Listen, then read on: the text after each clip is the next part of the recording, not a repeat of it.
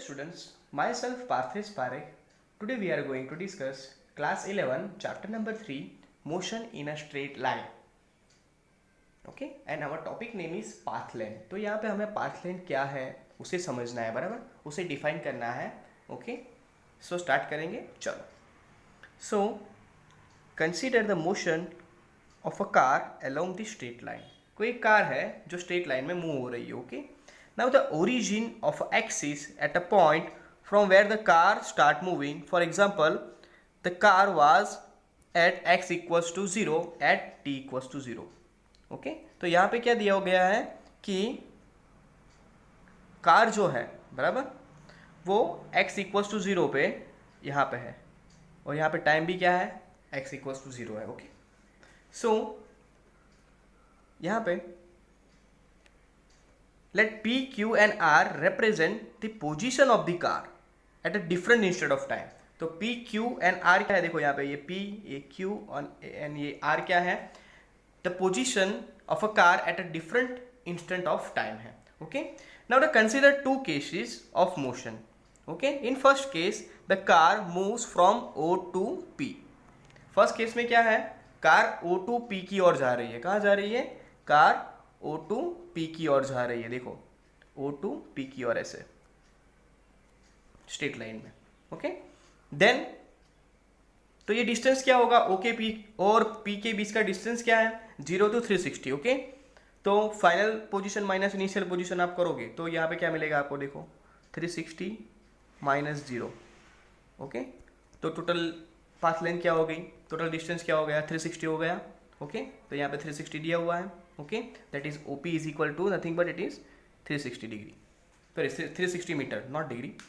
This distance is called path length. This distance is called path length. Okay, in the second case the car moves from O to P. Second case में क्या है, cars move from O to P. Okay, जैसे first case में था, and then moves back from P to Q. Then वो car क्या कर रही है, मूव बैक कर रही है.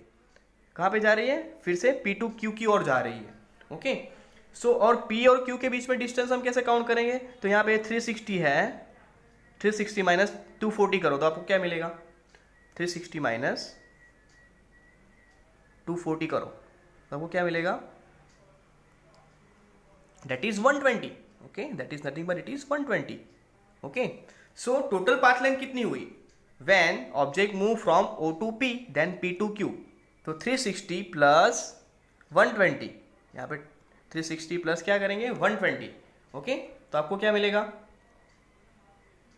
360 प्लस 120 करो आप यहाँ पे,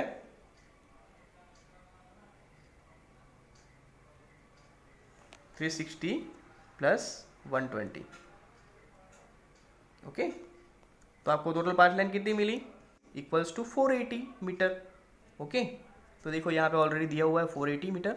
Okay, so path length is nothing but it is the scalar quantity, a quantity that has a magnitude only, no direction. That is called path length. Okay, तो path length को हम ऐसे डिफाइन कर सकते हैं, वो स्केलर क्वांटिटी है. Okay, और उसका सिर्फ मैग्नीट्यूड ही होता है, डायरेक्शन होती नहीं है. Okay, thank you. So students, our next topic is displacement. यहाँ पे ओके, डिस्प्लेसमेंट क्या है उसको डिफाइन करना है, उसकी डेफिनेशन क्या है, उसका फॉर्मूला क्या है, वो हमें देखना है. ओके, तो स्टार्ट करते हैं. So the displacement is nothing but it is the change in the position of a particle in a particular interval of time is called displacement. Okay, suppose यहाँ पे कोई एग्जाम्पल दिया हुआ है तो वो सॉल्व करते हैं. तो let x1 and x be the position of an object at time t1 and t2. Okay, now its displacement is denoted by delta x. See this. Okay, so delta x is nothing but it is a difference between initial position and final position. Okay, तो यहाँ पे time interval भी दिया हुआ है, देखो delta t. तो ये डेल्टा t टाइम में डेल्टा x जितना डिस्प्लेसमेंट करेगा. So it's displacement is denoted by delta x in time delta t is given by the difference between the final position and initial position.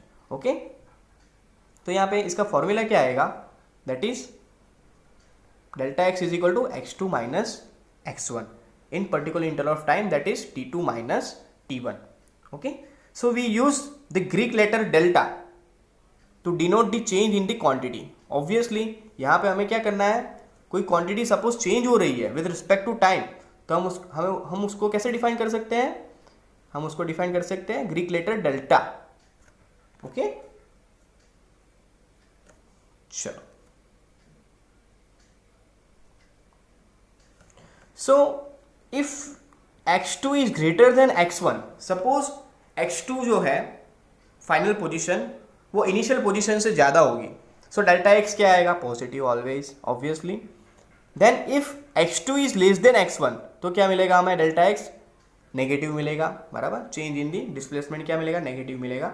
Okay, so displacement has both magnitude and direction. Okay, तो हमने path length में क्या देखा था? Path length gives only magnitude but not direction, but displacement gives magnitude and direction both. That's why displacement is vector quantity and path length is scalar quantity.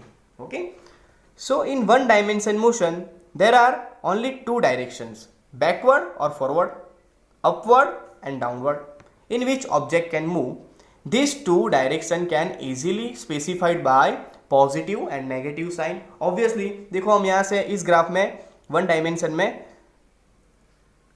यहाँ से यहाँ जाएंगे, बराबर, 0 to P, तो ये क्या हो गया? हमारी positive direction, positive x direction, और यहाँ से 0 to R की ओर जाएंगे, बराबर, तो ये क्या हो गई? Negative x direction. ओके, या फिर हम अप एंड डाउन भी जा सकते हैं इसमें। देखो अप एंड डाउन हमें सपोज जाना है, तो ये सपोज ऑब्जेक्ट वाई डायरेक्शन में, पॉजिटिव वाई डायरेक्शन में जा रहा है, और suppose object negative Y direction में भी जा सकता है। Okay, so that is up and down motion and that is backward and forward direction. Thank you. Now the topic name is the difference between the path length and the displacement. Okay, तो यहाँ पे difference क्या है path length और displacement के बीच में, वो हमें देखना है। Okay, so first of all हम पाथ लेंथ क्या है और डिस्प्लेसमेंट क्या है वो डिफाइन करेंगे, मतलब उसकी डेफिनेशन क्या है वो देखेंगे। चलो, तो first point is that the total distance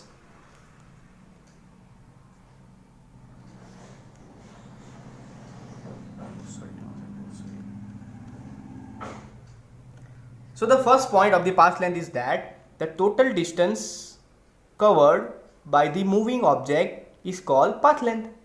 Okay, and the displacement is the shortest distance between the final position and the initial position is called displacement.